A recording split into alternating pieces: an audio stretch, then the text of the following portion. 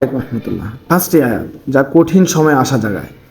জীবনের কঠিন পথ চলায় যখন মন ভেঙে যায়, হতাশা গ্রাস করে, তখন পবিত্র কোরআনের বাণীগুলো মুমিনদের জন্য হয়ে ওঠে আলোর দিশা। আল্লাহর এই আয়াতগুলো শুধু আশা জাগায় না, বরং ভেঙে পড়া হৃদয়ে এনে দেয় এক অনাবিল প্রশান্তি ও নতুন করে বাঁচার প্রেরণা। এখানে কোরআনের এমন পাঁচটি হৃদয়স্পর্শী আয়াত দেওয়া হলো যা কঠিন সময়ে আমাদের আশা জাগায়।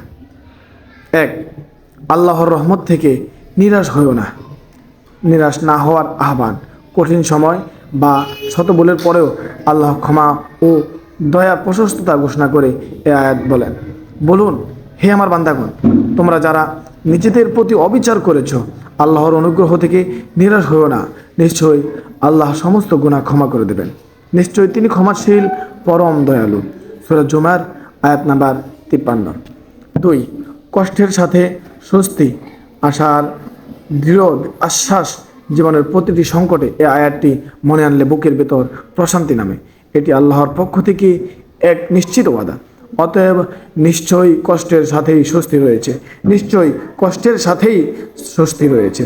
সূরা আল ইনশিরাহ আয়াত নাম্বার 5-6। 3, আল্লাহর উপর ভরসাকারীর জন্য আল্লাহ যথেষ্ট। যখন সাহায্যের কোনো পথ দেখা যায় না, চারিদিকে শুধু অন্ধকার, তখন এই আয়াতটি আমাদের মনে করিয়ে দেয় যে আল্লাহর উপর ভরসাই যথেষ্ট। যে কেউ আল্লাহর উপর ভরসা করে, তবে তার জন্য তিনি যথেষ্ট। সূরা তালাক আয়াত নাম্বার 3। 4, অন্তরকে প্রশান্ত করার মাধ্যম, মানসিক অস্থিরতা ও দুশ্চিন্তা থেকে মুক্তির পথ দেখায় এ আয়াত। এটি শেখায় যে সত্যিকারের শান্তি কেবল আল্লাহর স্মরণেই নিহিত। যারা ঈমান এনেছে এবং যাদের অন্তর আল্লাহর জিকির স্মরণ দ্বারা শান্তি লাভ করে, জেনে রাখো, আল্লাহর জিকির দ্বারাই অন্তরসমূহ শান্তি লাভ করে। সূরা আর-রাদ আয়াত নাম্বার 28। 5, পরীক্ষার উদ্দেশ্য ও ধৈর্যশীলদের জন্য সুসংবাদ।